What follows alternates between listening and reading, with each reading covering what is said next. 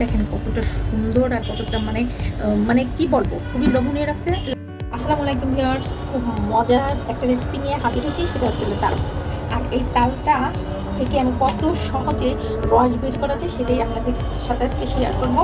মানে পৃথিবীর সব থেকে মনে হয় সহজ পদ্ধতি যদি থাকে, আমার কাছে মনে হয় যে এই পদ্ধতিটাই সব থেকে শ্রেষ্ঠ এবং বেস্ট একটা পদ্ধতি।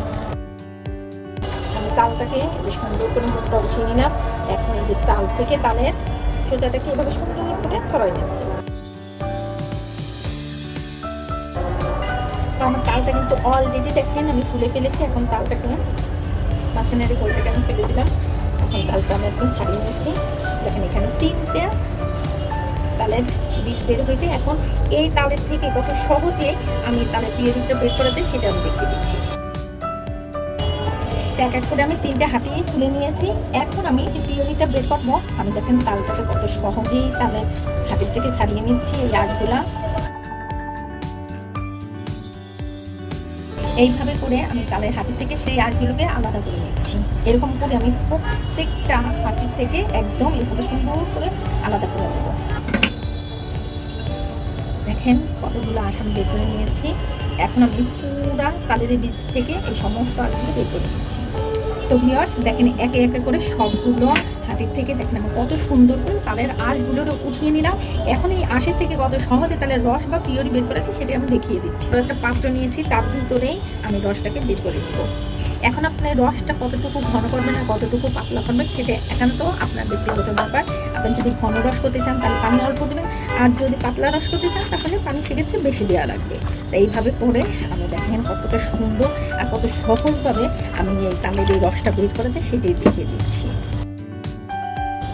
এখানে আমি 1.5 কাপ পরিমাণে পানি দিয়ে দিলাম। মোট আমি এখানে 2.5 কাপ পরিমাণ পানি দিয়ে দিয়েছি। কত সুন্দর করে রসটা কিন্তু বের হয়ে আসছে। আর তালের যে আঁশগুলা দেখেন এই যে এইভাবে করে চিপ দিলেই কিন্তু তালের আঁশগুলো অলরেডি মানে রসটা ছেড়ে আঁশটা কিন্তু চলে আসবে। এইভাবে করে আমি সবগুলো আঁশ ফেলে দিচ্ছি।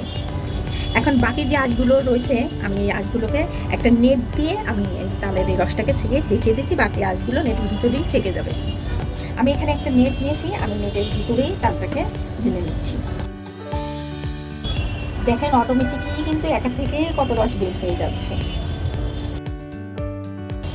দেখেন কতটা সুন্দর আর একদম ফ্রেশ ন্যাচারালভাবেই কিন্তু বের হয়ে যাচ্ছে। তো আপনারা যদি আমার চ্যানেলে নতুন হয়ে থাকেন প্লিজ আমাকে লাইক কমেন্ট শেয়ার করবেন আর কমেন্টস করে জানিয়ে দেবেন আমার রেসিপিগুলো আপনাদের কাছে কেমন লাগে। আর ইউটিউব থেকে দেখে থাকলে অবশ্যই আমার চ্যানেলটি সাবস্ক্রাইব করে দেবে। ফেসবুক থেকে দেখে থাকলে একটা ফলো এবং লাইক দিয়ে রাখবেন, যাতে করে আমার রেসিপিগুলো খুব দ্রুত আপনাদের কাছে পৌঁছে দেয়। আর কত সহজেই দেখেন মানে আমার কাছে মনে হয় যে দুনিয়ার সব থেকে সহজ পদ্ধতিতে আজকের এই তালের যে রসটা আপনাদের বের করে দেখিয়ে দিলাম, মানে সব থেকে সহজ পদ্ধতিতেই দেখিয়ে দিলাম। এখন আর আপনাদের কোনো কষ্ট হবে না তালের রসটা বের করতে। তো আপনারা চাইলে কেচি দিয়ে না কেটেও ধারালো বটি দিয়েও কিন্তু তালের এই আঁশটাকে হাতে থেকে কিন্তু ছাড়িয়ে নিতে পারেন, তাতে কোনো সমস্যা নেই।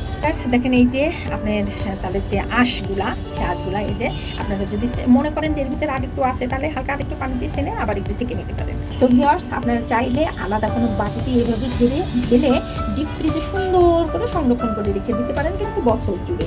আর এইভাবে সংরক্ষণ করে কিন্তু আপনারা বিভিন্ন ধরনের পিঠা, পায়েস, পুলি বানিয়ে খেতে পারেন। তো এই পর্যন্ত সবাই ভালো থাকবেন, সুস্থ থাকবেন। রেসিপি নিয়ে আবার সামনে হাজির হবো। দেখেন কতটা সুন্দর আর কতটা মানে কি বলবো, খুবই লোভনীয় লাগছে আর কত সহজেই দেখিয়ে দিলাম। আল্লাহ হাফেজ।